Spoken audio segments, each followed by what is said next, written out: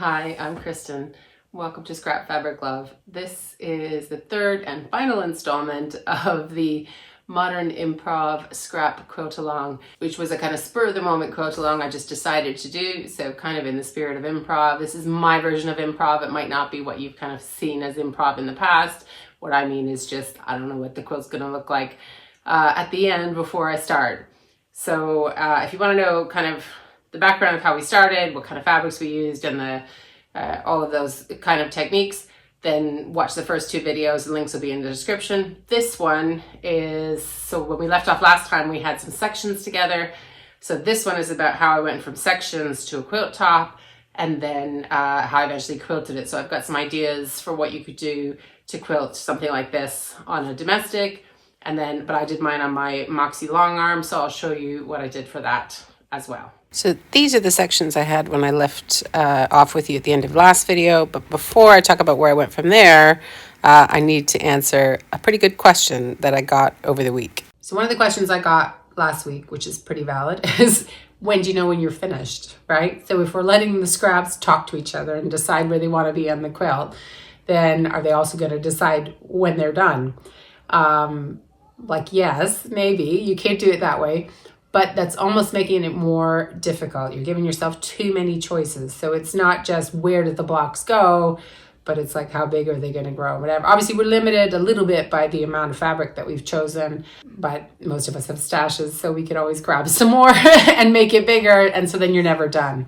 So what I'm doing, and what I would suggest might be a good way to go with this is another parameter we're going to put on it. So we put on how many colors we were going to use, how many fabrics we were going to use, that kind of thing. And so this parameter is about what size it's going to be. So you can either just arbitrarily decide it's going to be 50 by 60 or whatever, or what I'm doing is letting the backing fabric decide what size it's going to be. Right, so this is what I'm thinking about for the backing. It is, I'm pretty sure velour, like faux velvet kind of thing.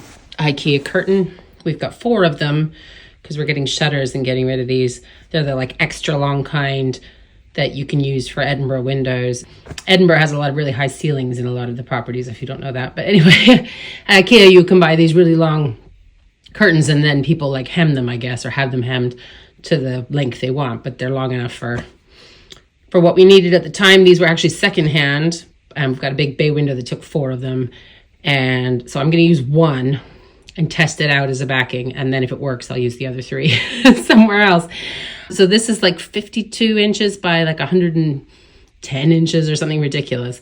So I'm going to lop off some of the bottom and try and piece another strip on the side to make it kind of wide enough and long enough for what I want for my backing.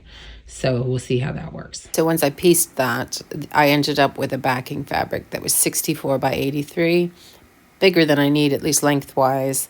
And that's sort of my maximum. I obviously need a few inches either side for loading it on the long arm, so it can't be quite that big, but I know my parameters. If you don't have a great big piece of yardage, which is essentially what the curtain was being for me, then you could do something where you just gather a couple of larger bits of fabric and you piece it in sections. And here I've put in the purple is like a strip, which you can just decide is going to be for any leftover units you don't use in the front or other orphan blocks you have around. And you just decide ahead of time that that's going to be 6 inches wide or 10 inches wide or whatever you like, based on the other fabrics that you're willing to use for your backing. So try and do some stash busting with this, shop from your stash, find things that obviously go with the front, but that you're happy to part with and use in a backing. Once you've picked out what you're going to use, even if you don't piece it, you can estimate how big that backing's going to be. And then minus your few inches all around, you'll have the maximum size for your quilt top. Okay, so if you've already pieced that backing fabric, and you know what it is, then of course you could just lay it on the floor and then you could lay some blocks out on top. But one thing that I do is I'll use like a measuring tape. So this has got my maximum width of what it could be and my maximum length of what it could be. And then I know I can work within this rough space. Now I know not everybody has that kind of floor space, but you could do it on a bed. If you have a bed, that's clear, So it doesn't have to be on a design wall or on the floor if you don't have that kind of space. And we're talking about a throw size kind of thing. So hopefully that might be one way to work. So what I've done is lay out the blocks, and I am thinking about at this point, where do I want to put them? So I've put them in places where I kind of like, where I like things playing together, like these light colors here, or I've sort of laid them out so that this makes these two, I hope you can see this, but I don't know, make a little L, and then there's another one at the bottom that might be just off camera, but I'll show a picture if it's not showing up here. But I'm not happy with all of it. And you can see I've got gaps here, you know, where I would have to fill in background fabric or another block or accent fabric or whatever. Although this is my maximum, it doesn't need to be this big. It can be smaller, right? So it just can't be bigger. So I'm going to continue on with the theme, though, of, sorry, I don't know if you can see me or not because I put it down here, of making smaller choices. So I'm going to start with joining the things I know I like. So I know I like this here, and I like it next to this, but I think I want some more backing fabric or an accent strip in between. I know I like these two together because I've got these lighter grays, and if I line them up, they're not quite the same size, but almost, then it's like a little thing that mirrors or echoes this. So I need to put something here and something here in order to make this work with this. So it's the same as we've been doing, just making the sections bigger. So I don't yet have, you know, 2 pieces or 3 pieces that are gonna make a whole quilt top, but I'm gonna start with the choices that I know I like. I'm not gonna worry about the fact that I don't really like how the bottom's looking right now. We're gonna make the mini choices and then deal with that as we go. And things will change as you do that. So when this is filled in, things will look differently. When this is joined and the seam allowances are taken into account, things look a bit smaller. So then you all of a sudden think you've got more space to add something here that you didn't think you had space for before, or whatever. You know, so it will evolve if you just trust in the mini choices. So that's what we're going to start with today. So I'm going to first of all add something to this unit to join it to here, so that this is all one. So right now I've got things overlapping here. So that this is all one rectangle, and then I'll decide whether something needs to join to here so that this goes here, or whether we're continuing in another kind of section. So I have to make those different choices. Obviously, if this is all too much, too stressful, you can, you know, decide to go for set sizes of blocks or units and work that way. But this is the way I'm doing. Okay, so hopefully you can see this. So I have now put some more background fabric below here, a little bit of the lighter background fabric up there, and then another strip of the darker one. And then I've joined these 2 sections, so they were separate before. And because these grays were different sizes, I picked one point to meet, and obviously not the other one. So, let me back up a bit. Right, so now I have to decide whether what I'm aiming to do is join these 2, or what I think I'm going to do is move on to another section and make another section bigger, and then decide. So I might work on this bit over here, joining something here, because I think I still like that. So I could join, I want those 2 things to meet there. So I need to find some background fabric for here, cut it off the other end, and then decide about the corner up there. So I'll work on that. And then I can come around here and figure out what I want to do after that. Okay, so it's a little later at night than the first bit I did. Where I've got to so far, I'm gonna use my finger here. All right, if you can see my finger here, I joined this bit with the lilac and orange stripes, and this one, which was already attached to this yellow bit with the orange square. It's kind of pushed together there. And then I joined that blue square and added some of the accent fabric as coping strips in order to join that block to here. So none of these 3 things at the top are joined to each other yet. You can't see it in this light or from this far away, but there's like a stripe of this orange and blue polka dotty thing at the top, which I'm going to use at the top, I think, with maybe some more background fabric, depending what I have left. I've moved everything up a bit. So we're now looking more at like, so I think we're still around the like 58 by 65, 68 kind of a region, but it's gonna, hopefully it's gonna get a little smaller, at least this way. I've moved some things around. I've moved, that one was down at the bottom and now I'm putting it up the side over there for now. Might change that. And I've put these here. So I might play with moving this over there. I'm not sure. And I don't yet know whether I'm gonna have a place for this unit. I'm not sure if it's fitting or if I wanna like take part of it apart. I'm not sure about that one. So the next thing that it looks like to me that I wanna do just looking at it is take some of the background fabric off of that top unit there that's got the 2 orange and the stripe. I feel like there's a bit too much background over there. So I'm gonna cut some of that off there that I can use somewhere else or possibly even just put on the other side. So it might end up being the same width, but we'll just have more of a border, like not a border, but you know what I mean? Like a background framing on that side. I've now taken that fabric off of that side and moved stuff over. It's not laid flat, so whatever, it looks squiff. And I still want to put some background fabric in between those two before I join them. And then I've moved everything else in the bottom around again. So just to find something I like better. So I moved that big panel into the middle. And I moved this unit that's got these triangles so that that joins and makes another little L there. It's a bit strange because the ones that match are both on this side.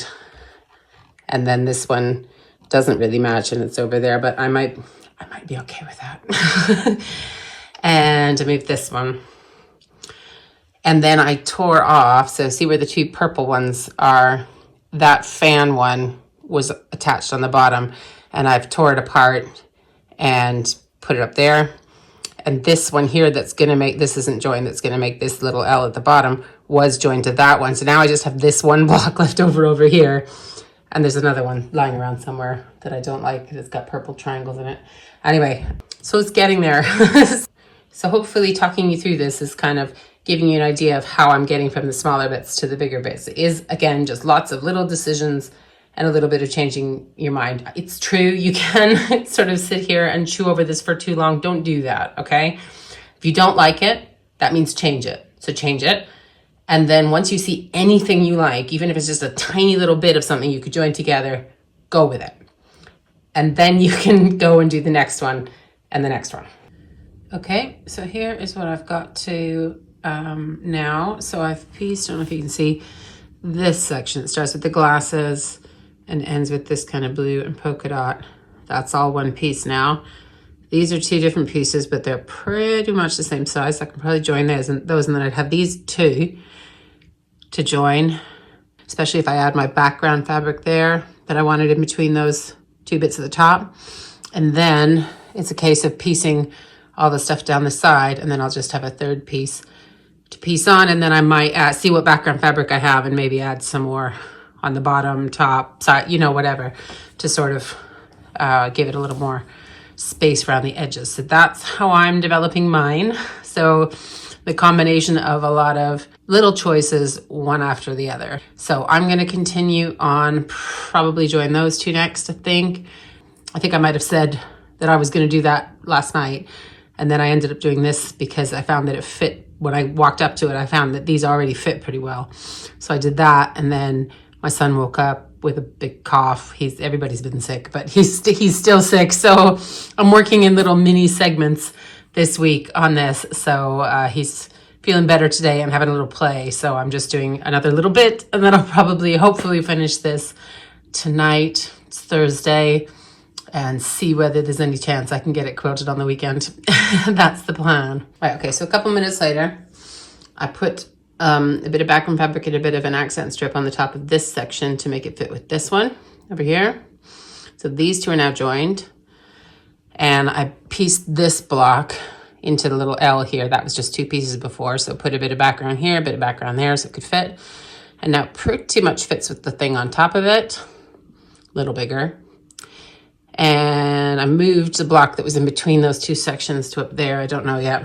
So I think the next thing I want to do is figure out what's going to fill the gap here in this section at the top where my fingers are going so that this bit can fit with this bit. And then we'll deal with that bit. So I hope that all makes sense. So I know I said not to make a meal out of making all your choices here, but I did, audition accent strips, background strips, anytime that I needed something to help me join a section. I've got a choice, right? So the reason we were trimming everything in the first place into kind of roughly rectangles and squares is because the only thing you need to make a square fit with a rectangle is another rectangle, right? You just put another rectangle on the bottom, on the side, whatever's going to make the two ends meet, and then they'll fit together. So anytime you have to do that, you can choose, is it going to be a bit of background fabric if you have enough left, or is it going to be an accent strip? So just lay them out next to each other, and then it's just a case of seeing how everything fits. It is very much like a jigsaw puzzle, and it can be quite fun if you let yourself just go with it and don't stress over it too much, which I know is easier said than done. But if you just, as I said, stick to making one choice at a time instead of trying to lay out the whole quilt, I think in general, that'll probably go quicker and easier. Right, so this is where I've got to. The measuring tapes have gone all skew-whiff. Anyway, I basically took the large pieces of the background fabric and pieced them into a 4-inch strip and lopped them on the side just to give myself a little bit of background fabric over here. I'm not going to have enough to do it over there, but I guess I'm figuring there's enough, like there's less stuff going on over there, so that's probably okay. The next thing I'm going to do is get all the small scraps of background and maybe even some of the slightly lighter gray and do a strip on the bottom, and that's going to be me done. So this is pretty much the layout. This is all the scraps I'm using. I'm just trying to make it that tiny bit bigger and give myself that little bit more room for when I have to go and trim it up at the end, because it's hard to tell here, and I haven't really measured, and the measuring tapes, as I said, have gone all haywire, but it's unlikely this is a perfect square or rectangle. So there will be some trimming up for me at the end. So I'm just going to add, as I said, something at the bottom and then get it loaded up and finish. So here it is with the bottom wonky border on. It's a little bit less wide on that end than that end, but that's okay because I think I cut it a little bit off when I was trimming that. Anyway, and I think I've got this left, and I'm going to use it. So I think I'm going to whack it up here. And of course, it's not quite long enough, but I did use the light gray there, so I think I'm going to find a piece of light gray to go up there. Like a little mirror. There. So I'm going to join those together, then whack it on the top, and then I'll be really done. And that'll be the quilt top. Okay, so there we are. So without any proper trimming or squaring up, it's looking like around about 60 wide by 64 inches long, so that's fine, roughly in the ballpark of what I was thinking about. The borders are not, you can see from this angle very well, that the borders are definitely not squared up or even trimmed. I'm going to use one of the long edges to start with on the long arm because I'm lazy and I don't want to square it up right now because I probably wouldn't do it properly anyway. So let's just leave that to the end is my thinking always. So that's what I'm going to do. And before that, I'm going to show you some different ways you could quilt it on a domestic, because last time I did do mine on a domestic, and then I'll show you what I'm doing on the long arm. So this is how I quilted the first one that I made like this, which was on a domestic with straight, evenly spaced straight lines, but they kind of go off at an angle. So I'm going to show you how I did that. Okay, so when I did the straight line quilting that I did on the first sort of modern improv scrap quilt, Angie's quilt, the one I don't have with me, what I basically did was use one of these. So it's like a guide. You can put it as far as you want, there'll be measurements on your stitch plate. You can choose how far you want it to be from your original stitch line, and it's just to keep your lines kind of equidistant, like the same distance apart every time. That's the idea. So what I would have done, I'm going to show you on a piece of paper. So imagine this is our quilt. I would have stitched, hang on. Right, so I would have stitched, so my pen is my stitch line, roughly started in the middle, because that's the best place so that you don't have too much bulk on either side of the machine and you don't end up, with too many puckers and things like that. And then at some point, I would have just veered off, kind of like that.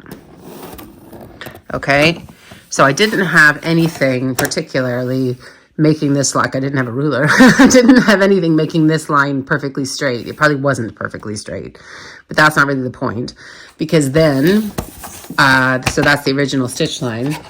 So then I would have been trying to keep the bulk of the quilt off to this side, out from under the arm of the machine.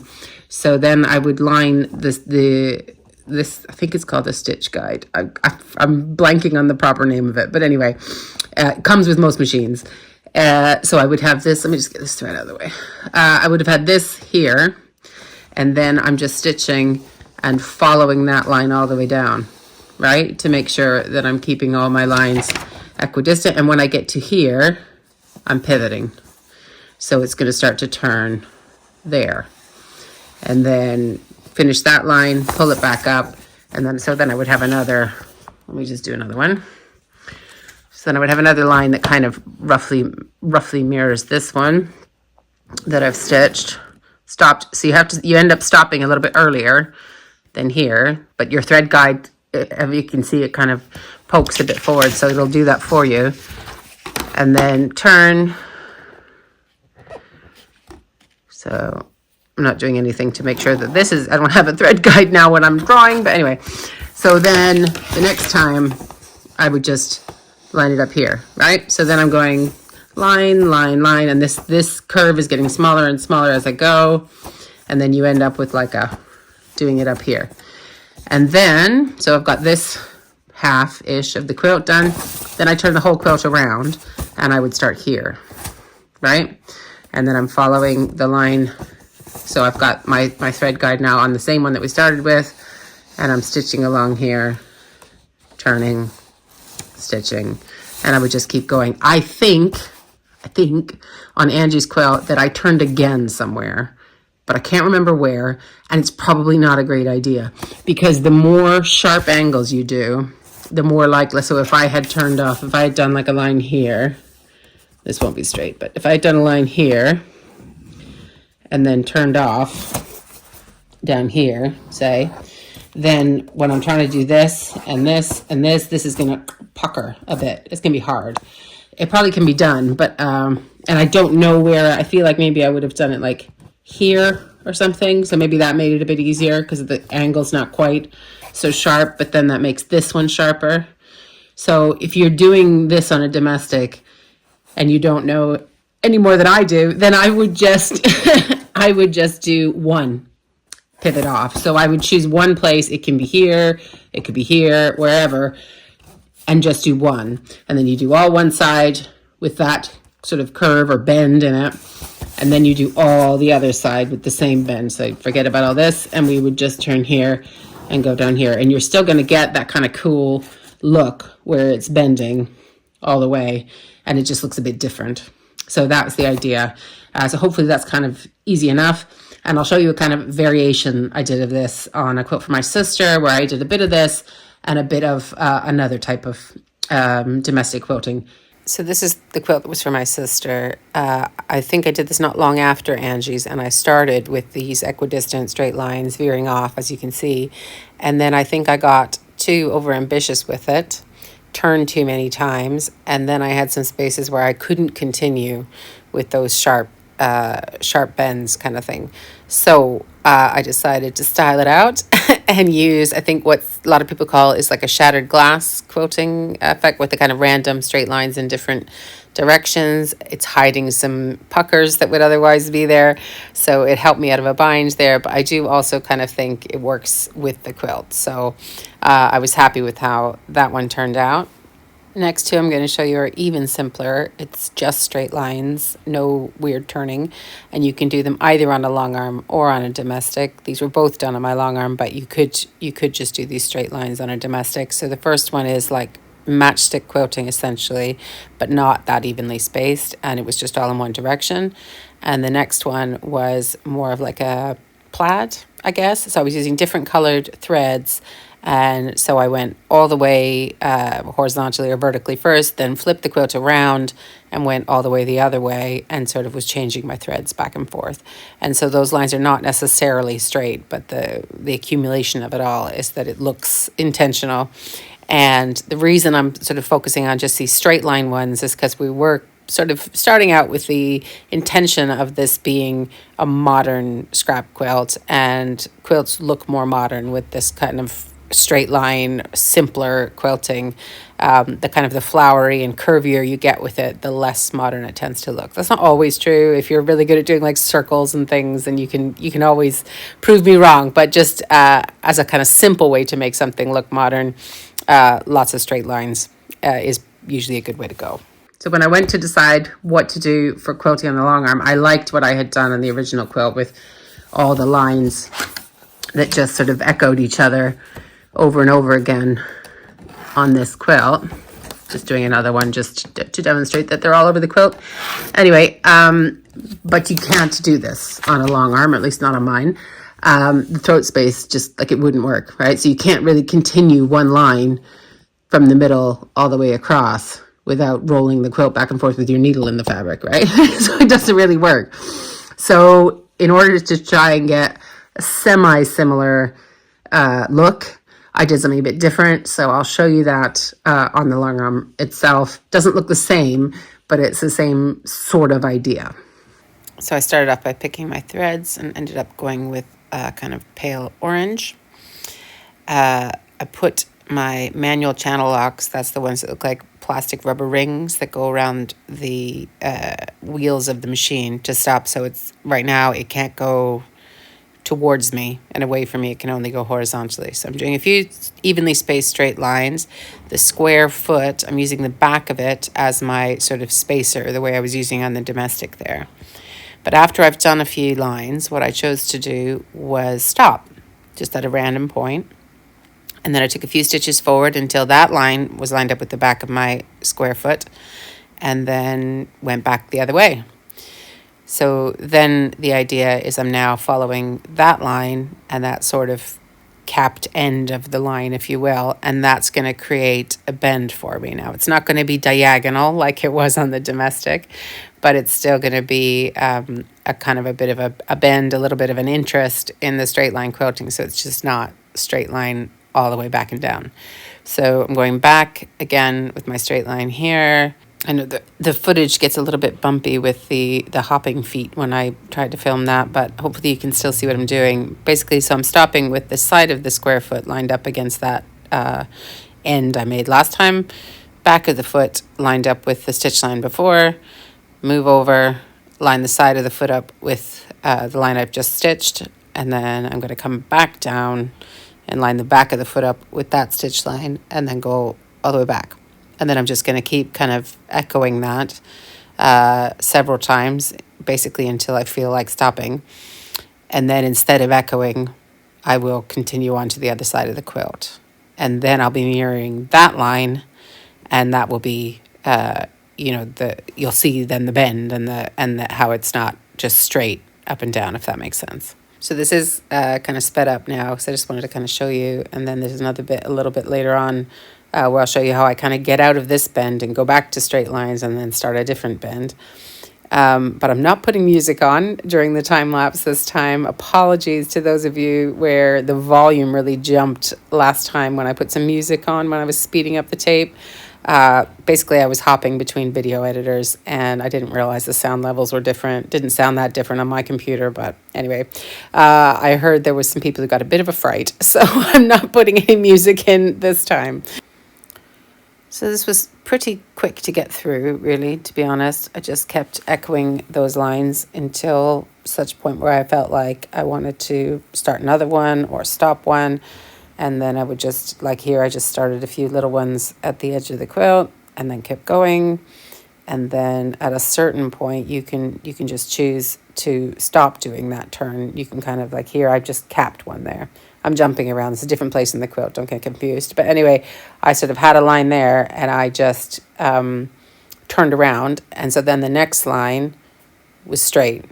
And then here I am starting another one. So I just have different moments of this bending in the quilt just to give it a bit of interest. You don't have to do anything like this. You could just do straight lines. But and this is me having a pucker in the batting, and my solution is to cut the pucker out, and we'll just lay the batting flat and we'll quilt it together. So that's how I deal with that when it happens to me. Anyway, just continued on like that basically. And it was relatively trouble-free for trying something I hadn't actually done in this way on the long arm before. Next, my least favorite part of quilting, squaring up the quilt top. But it actually wasn't as bad as previous ones, I think, because I was using those pins at the one side of the quilt top. If you saw me doing that in the video, it was helping me to keep the one edge straighter than I guess I normally do. Okay, so here it is after I've squared it up. It's pretty close, to be honest. It's hard to tell because the lines are so whatever, but there's just that one corner where it's a bit shorter by about a ½ inch. I could lop something in there to kind of even it out, like sew a corner and then trim it. But I'm thinking I'll just let it have a wonky corner. So I'm going to bind this up now. And so far, I'm liking how it's turned out. I used the leftovers of that purpley gray grunge fabric that I used on my Uncle Keith's quilt, if any of you saw that, for the binding. And literally the only thing I've noticed in using the curtain as the backing, it quilted fine, no problem. The only thing I noticed was more sort of fraying at the edges, right at the raw edge of the quilt before you bind it. But that all, I would trim it off and then it got caught up in the binding. So otherwise, no problems at all using the curtain. So I'll definitely be using the other three. So here it is all bound and out in the wild. Maybe in the video bits you can see where the quilting sort of did those bends a bit more, maybe. And then I'll turn it over and you can see the backing. And you should be able to see those even better on the back. The front is quite busy, right? So there it is, and you can kind of see there kind of where they turn, and it's just like it's a minor thing, and you probably wouldn't even see it from a distance, but I think it added something, and I was happy just to try something different because I like straight lines, but I don't want to just do plain straight lines all the time. It can get a little bit boring. So anyway. The only other thing I would say about the curtain backing, one, the texture is lovely. I love it. I love touching it. And I love the color. It's even better in person. The light on this day out in the park was not ideal. However, I would say it's maybe less, I think the word that people use for quilts is drapey. Like, it's not totally stiff, but it's just maybe got a little more stiffness than some cotton-backed quilts that I have. So as I said, I'm pretty happy with how it's turned out. I hope you've had fun either sewing along with me or watching along, which I know some of you said you were going to do. I do have to apologize that because this quilt along was so improv, I didn't really take the time to organize myself and give you guys all the details of sort of how to share your own progress. I said, show me your photos, but I didn't say how. So in previous quilt alongs, I put up like my email address and a hashtag for Instagram and stuff like that, and I forgot. So anyway, you can still email me your photos. My email is hello@scrapfabriclove.com. My Instagram is @scrapfabriclove. I am notorious at not being on Instagram, but I do occasionally pop on there and try and reply to things. The hashtag that I've used in the past, which I'm just going to keep because it makes things simple, is hashtag scrapfabriclove sew along or sew alongs. I'll look it up and I'll put it on the screen, whatever it is. So that just has all of the sew alongs. So because I didn't do that bit of admin, which a couple people pointed out, I don't have progress photos of other people who have been doing the quilt along. However, I did have a couple of subscribers to my newsletter who were like, oh, I can't do this quilt along, but you spurred me to finish the previous quilt along or to get going with it. So I've got some update photos from a couple of folk of what they've been doing with the last one, which was the Scrapbox quilt along. And again, if you're new to the channel and you've not seen all these, there'll be links in the description. So this is the third quilt along I've done. The first two were way more organized. This one was just, let's do it. So anyway, I'll put all that in the description, and I would love to see your photos of this quilt along that I've just been doing, the improv one. And if I get enough, then I will do like a YouTube short. I've done a few of those before, so everybody can just see what everybody else did with it, which is kind of nice. you might have seen with previous quilt alongs that people do their own spin on it. And with this, it's all about your own spin. Like nobody's gonna look exactly like this because you don't have the same scraps I have, and you'll put them together slightly differently and you'll have different colors. So it would be totally interesting to see how your quilts turn out, and I would love to share your photos if you're up for that. So anyway, I hope you've enjoyed this. I certainly had fun, and I hope to see you in my next video. If you've not subscribed already and you did enjoy it, then please do, and I hope to see you next time. Thanks so much for spending time with me. Bye.